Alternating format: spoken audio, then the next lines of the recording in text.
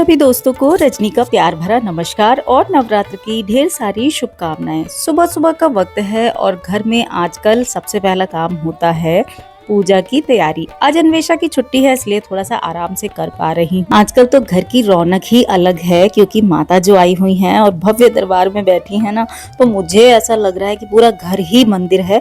और आज ना मैंने कई दिन बाद पहनी है ये वाली साड़ी। वैसे तो पहले नवरात्र वाले दिन भी पहनी थी।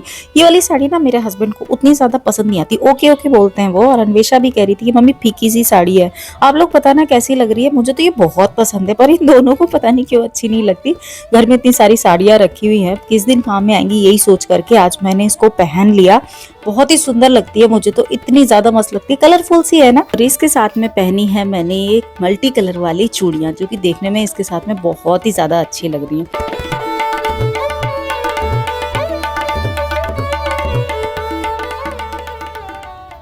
माता के लिए ना हार बना रही हूँ और हार नहीं चढ़ाया था मैंने सोचा चलो फूल तो रखे, अपने हाथ से बना करके माता को हार पहनाती हूँ। आपको एक बहुत अच्छा सा भजन सुनाती हूँ। मैं तो लाई हूँ दाने अनार के, मेरी मैया के 9 दिन बाहर के। मैं तो लाई हूँ दाने अनार के, मेरी मैया के 9 दिन बाहर के। फूल वाले तेरा क्या जाएगा, फूल वाले तेरा क्या जाएगा। मेरी मैया का हार बन जाएगा। मैं तो हार पहनाऊं बड़े प्यार से, मेरी मैया के 9 दिन बाहर के।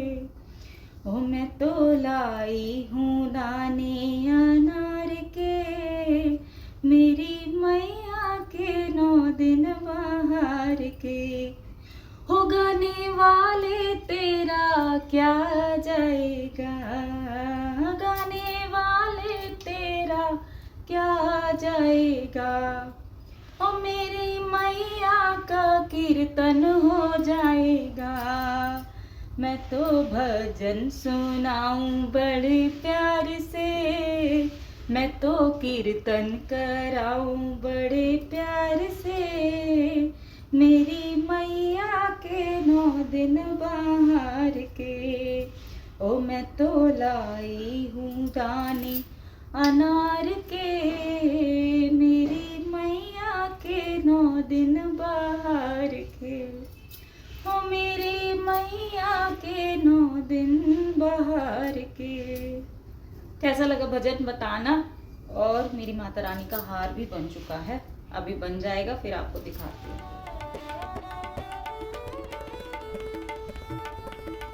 माता के लिए हार तो मैंने बना दिया है और अभी पहले पूजा करूंगी बाहर और उसके बाद में पूजा करूंगी घर के अंदर। तो पूजा करने से पहले ना पूजा की तैयारी में थोड़ा सा टाइम लग जाता है, जिसमें कि माता के लिए अलग अलग भोग बना करके मतलब तैयार करके रखती हूँ। और उसके बाद में आज अन्वेषा की भी छुट्टी है ना, जैसे कि मैंने आपको बताया, तो अन्वेषा भी मेरे साथ में पूजा करेगी। और कोशिश करना चाहिए कि बच्चों को आप पूजा में शामिल करें। अन्वेषा को तो मैं हमेशा ही कोशिश करती हूँ कि अन्वेषा पूजा में रहे अगर वो घर पर है तो। और फिर हार वगैरह पहना करके तिलक करके फिर पाठ करती हूँ और पाठ करने के बाद में फिर मैं करती हूँ हवन।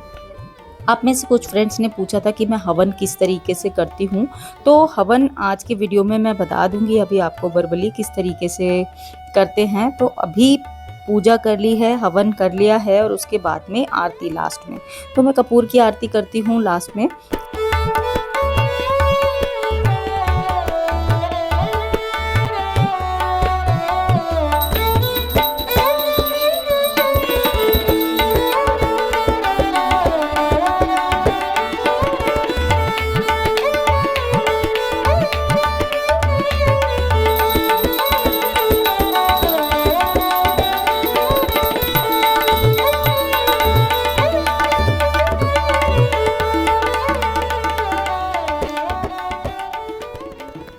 आप सब भी ले लीजिए थर्ड डे की आरती।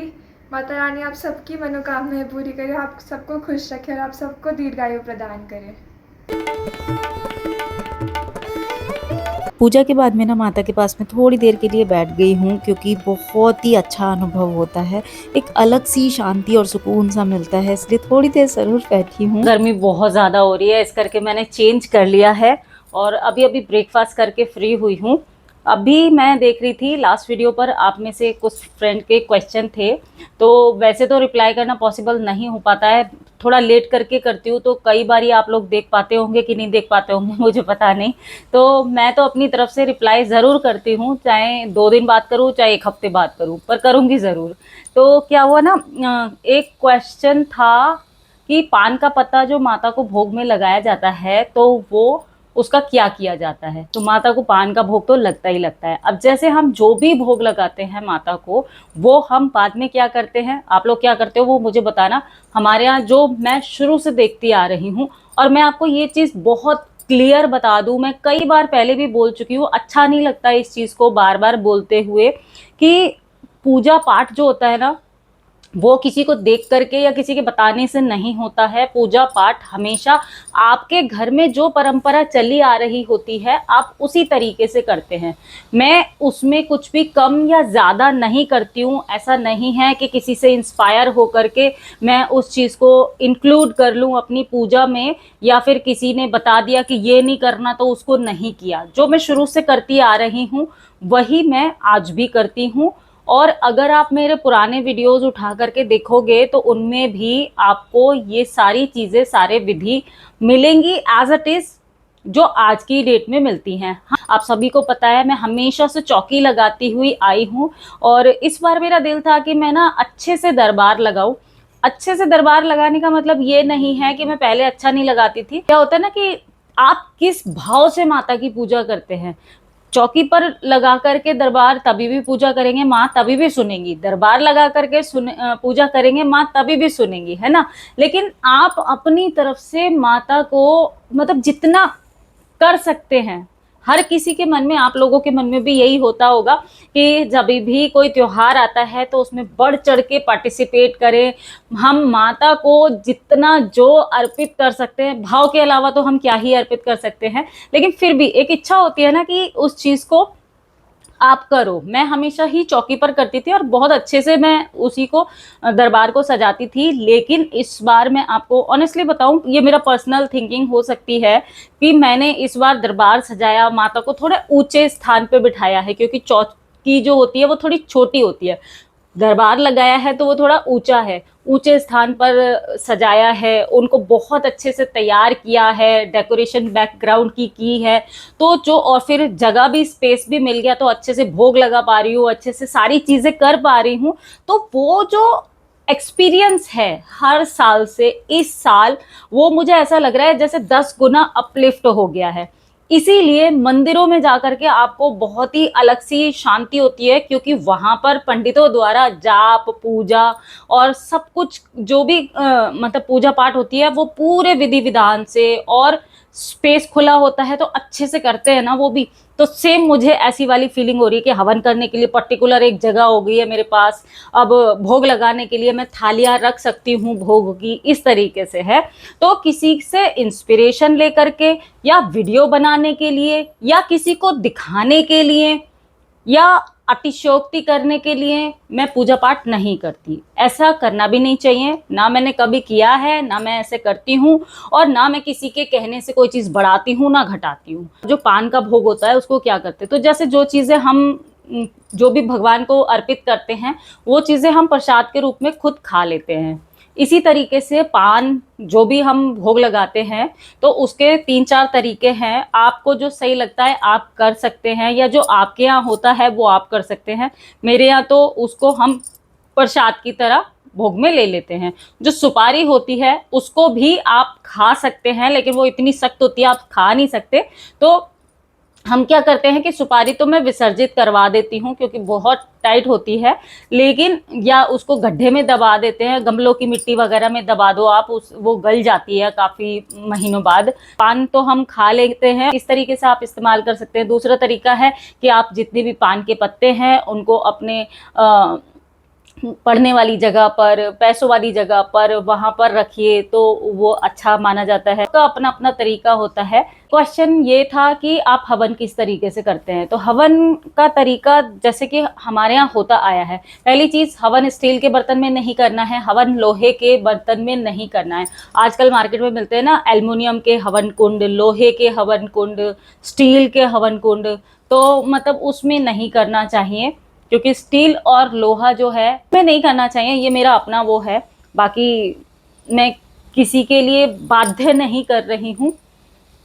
दूसरी चीज, अगर आप कर रहे हैं पीतल में या तांबे में आप कर सकते हैं, और उसके लिए आपका एक तरीका होता है पर्टिकुलर हवन करने का, जो जिस तरीके से मैं करती हूँ, जो भी आपका वो जो पूजा के रिचुअल्स हैं वो पूरे करने के बाद में जब हवन करते हैं तो उसमें सबसे पहले आपने उपला या जो भी आप रखते हैं गोबर का कंडा, उसको गर्म करके थोड़ा सा लाल रहेगा तब उसको रख करके कपूर से आप ज्योत प्रज्वलित कीजिए, और उसके बाद में मंत्रों की आहुति दी जाती है। अब मंत्र आपके जो भी इष्ट देव हैं आप उनके नाम के मंत्र का जाप करते हुए हवन कर सकते हैं।